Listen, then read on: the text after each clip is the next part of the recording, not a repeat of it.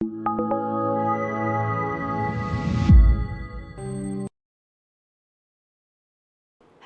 welcome to my channel. I'm Janet Yong, and in my channel I share about Feng Shui, Bazi, entrepreneurship as well as personal growth, especially in the areas of communication, success and motivation. In today's episode, it will be a continuation of the interview with Dr. Peter Mack, who has been a medical practitioner specifically in the field of general surgery for the last few decades. And our discussion is about what is healing, and all healing has to begin with self-healing. Now, in last episode, we interviewed him on his perspective of what healing is all about. And I also shared in the last episode why it is important for us as we are moving towards period 9 to know how to self-heal, how to utilize Bazi to look at our charts, especially from the perspective of whether you have a clash, and when we go through these clashes and upheavals in our life, how do we go about healing ourselves so that we can move forward. So without further ado, we will be looking into this episode where I'm actually asking Dr. Peter Mack to share a specific example of how he utilized the different dimensions of healing to help his patients stand up on her feet. So without further ado, let's move on to the next segment where he'll share more. Dr. Mack, could you share with us, based on an example of how you took your patient through the different dimensions of healing, such that they come out and they felt a lot better about themselves and are healed as well? Just to quote you an example, there was a young lady. She's actually a hospital colleague, works in a hospital, and then she has this problem of fainting episodes. She encountered very regularly, which she cannot explain why, and which the doctors also cannot explain why. I think she was about 25, 26 years old. She works as an executive. And one fine day, I think when she was in the director's office, she fainted, you see. And then the director quickly called the code blue and the emergency team come and pick her up and get her to A&E department. And then she got admitted to the neurology department to investigate her fainting spells, which she had it for quite some time. The doctors who did the round the next morning, they sent her for EEG, they sent her for CT scanner of the brain, they couldn't find anything normal, and they want to send her home. The nursing sister in charge of the ward has a different perspective because she observed her to be crying quietly to herself when the doctors were not around. So she realized there's something that you cannot explain with just the EEG and the CT scan. So the sister just quietly gave me a call and asked me if I can look at the patient and if I can offer any help. What I did was that I went to talk to the patient, and I find that she's got a whole lot of emotional problems that has not been looked into. She has got problems with her ex-husband who has divorced her. She has got a lot of childhood problems, a lot of trauma with her colleagues, etc., etc. And while she was talking to me, her face was blank as though she's looking through me, transparent. There were lots of problems. And that was when I started using hypnotic regression on her to recall all these past events. Then she let out all her past memories, started to cry, and let go of all her tension. And then that was when her healing started. She had one more problem. She had a loss of memory, and she realized that the loss of memory was something which was key to her healing. She herself told me. And one day she just come up with a name and an address in her address book, and she showed it to me. He asked me, "Doctor, do you think you can help me to call this person? Because I think this person has the key to my problem." All right. Now, I was a bit reluctant because, I mean, as doctors, we are not trained to get into that kind of a depth with patients' personal problems, you see.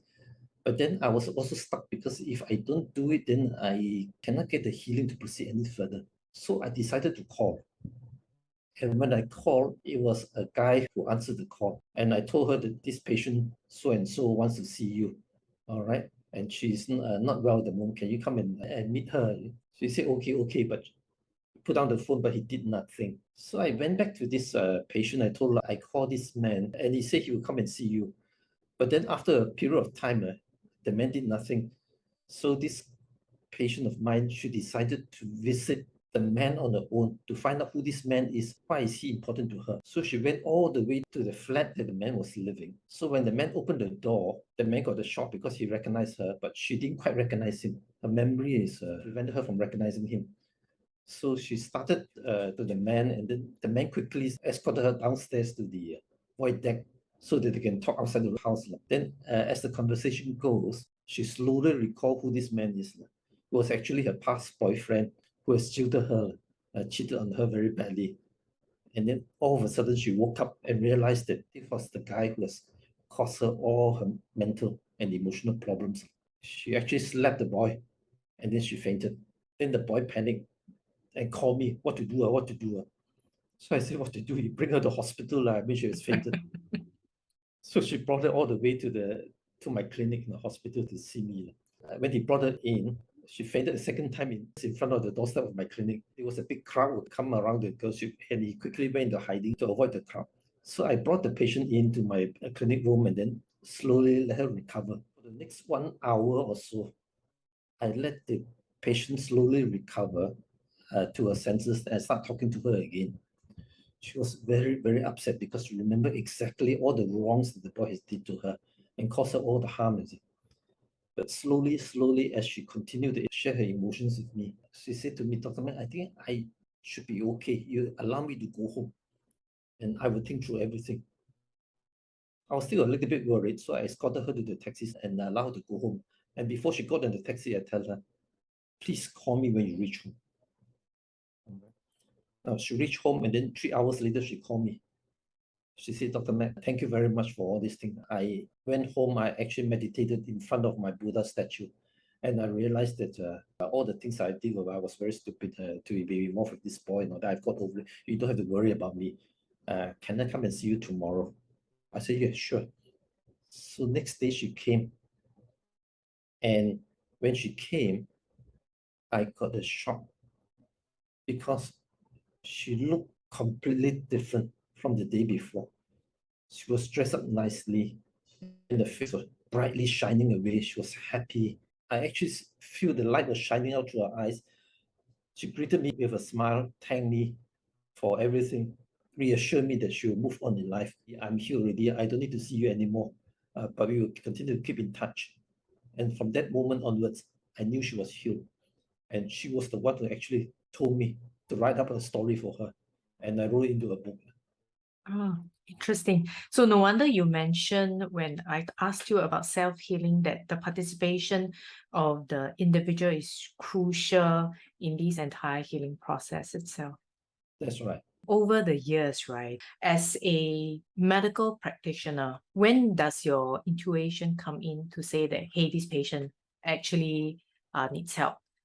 Is there like some kind of signal? One of the reasons why I ask you this question is because I think as we go through these tough times, be it COVID or right now there's war, there's a lot of natural disasters. How do we actually see some symptoms of people around us that may be going through difficult times and therefore be able to spot that and probably either get them to open up or send them to get help? A very common sign that something is not quite with the patient and the patient might need help is when the patient's symptoms are what we call medically unexplained. That means they have got a combination of systems for which all the investigations cannot reveal the reason. Most of these patients has got some underlying emotional or mental basis for it. Let me take a very common example, and that would be the irritable bowel syndrome. In short, it's called IBS. So what the person has is basically a lot of pain in the abdomen, all right, and maybe associated with gastric pain, colic in the abdomen, associated with diarrhea, constipation, abdominal cramps. I keep seeing the doctor. The doctor will always assume that there is a medical cause behind it and will give medication to stop it. May even investigate and do a endoscopy, etc., but cannot find anything wrong and all that. Now, a lot of this kind of patients with this kind of symptoms, they have got emotional basis behind it. and it's usually some kind of a stress. Now, the problem is not all patients will admit they got stress. There are a lot of denial. They say that, no, I'm okay, you see. I'm very tough and all that. So when they're in the denial, it is difficult. They will just be dependent on the medication. If they started examining their own emotional problems, when they start to be more aware of the stress they are facing, then chances are that they may seek help, or they may look for the correct therapist to help them to sort out their problems, and then they will go on their path of healing. What you're saying is one of the common symptoms is actually IBS, and a lot of times it has to be stress related. But one of the key things is first they must accept that they are under stress. Yes. Therefore, that's also why you mentioned all healing is self-healing, because you first have to accept that you are stressed, your Yes. body is sending you signals, then therefore you will be willing to seek help, and then the healing process starts. Yes.